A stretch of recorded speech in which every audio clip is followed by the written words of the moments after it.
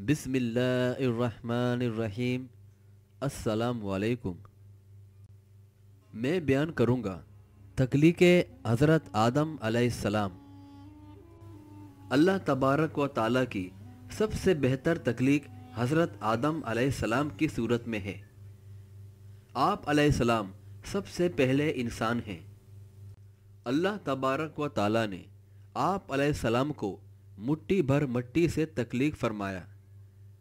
یہ مٹی دنیا بھر کے مختلف حصوں کی مٹی کا آمیزہ تھی۔ حضرت آدم علیہ السلام کو تخلیق کرنے کے لیے اس مٹی کو لانے کے لیے اللہ تبارک و تعالیٰ نے فرشتوں کو زمین پر بھیجا۔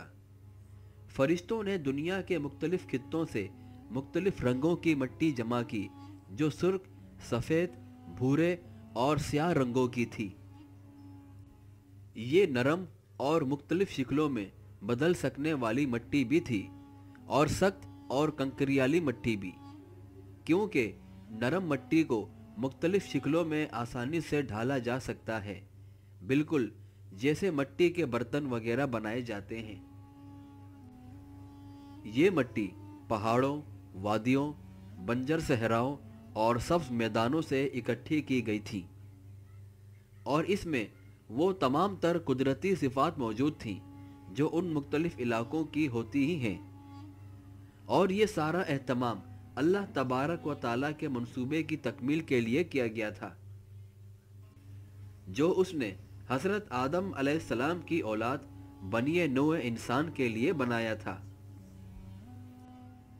اس ہی وجہ سے دنیا بھر کے انسان نہ صرف اپنے رنگ و روپ میں ایک دوسرے سے مختلف ہیں بلکہ اپنے انداز و اسلوب، زندگی اور صلاحیتوں میں بھی جدا جدا ہیں۔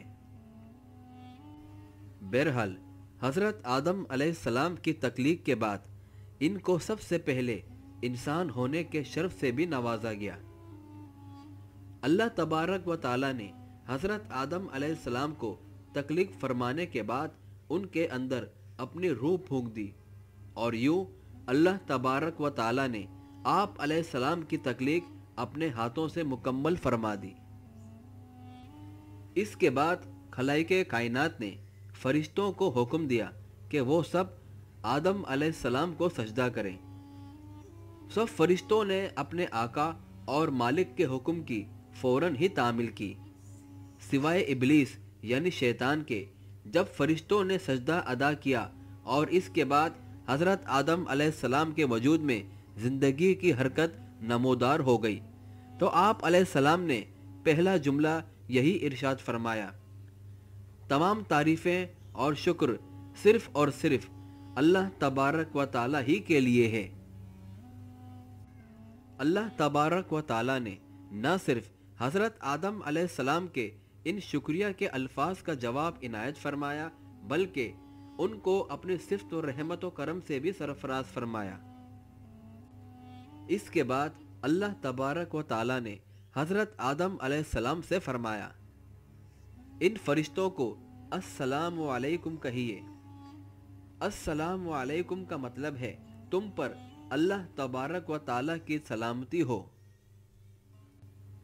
اس پر فرشتوں نے جواب میں حضرت آدم علیہ السلام سے کہا: وعلیکم السلام۔ وعلیکم السلام کا مطلب ہے اور آپ پر بھی اللہ تبارک و تعالیٰ کی سلامتی، رحمتیں اور برکتیں ہوں۔ اس دن سے لے کر آج تک دنیا بھر کے مسلمانوں کے لیے آپس میں ملتے وقت یہی الفاظ کہنے اور جواب دینے کے لیے مقرر کر دیے گئے ہیں، اور انشاءاللہ قیامت تک کے لیے مقررہ رہیں گے، اور دنیا بھر کے مسلمان اس پر عمل کرتے رہیں گے انشاءاللہ۔